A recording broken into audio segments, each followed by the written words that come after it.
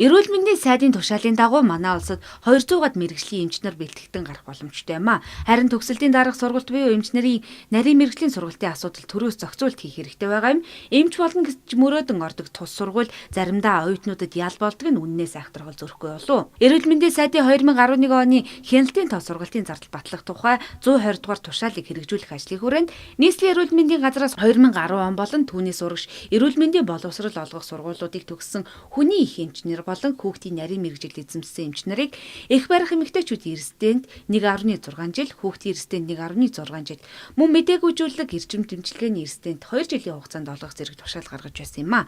Тэгвэл ээж аав, ах эгч нар эх орныхоо итгэл найдвар эрүүл мэндийг сахин хамгаалах цагаан нөмрөгтөн ариу үүсний талаар мэдээллүүд хүүхэд эндэх нас баралтын тоо зэрэгээс холбон тайлбардаг гэж тэд илэрхийлдэг.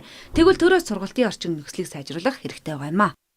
За энэ сургалтын хамгийн гол онцлог нь ерөөсөө 80-аас одоо юу гэдэг юм эр хүртэлх хувь нь одоо ур чадвар суурилсан буюу одоо тийм ээ даатлагын хичээлүүд байдгаараа одоо эмнэлэг дээр явдаг гэдгээр өөрийнх онцлог учраас энэ асуудлыг ингэж өөрөө татдаг асуудал яадаг. За нөгөө нэг юм нь юу вэ гэхээр яг бид нар барууны орнч гэдэг юм уу Америкийн системээр ч гэдэг явж болно л доо. Гэхдээ өнөөдөр бол бид нар бол яг Оросын одоо нөгөө социализмынхаа системээс одоо бид нар шилжээд тийм үү одоо өөр сонголтод одоо өөр юмудаар орж ирж штэ.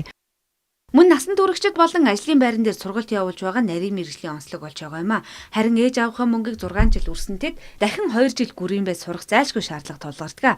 Эмчийн дипломтой худалдагчийн талаар цөөхөн сонсож байсан болов уу? Учир нь тэд зорьсон зорилго хүсэл мөрөөдөлтөд хариуцлагатай хандаж эмчгийн хэрхэн нэрийг зүүхийн төлөө 6, 8, 10, 20 жилийн хөдөлмөрөөр зарцуулдаг юм а.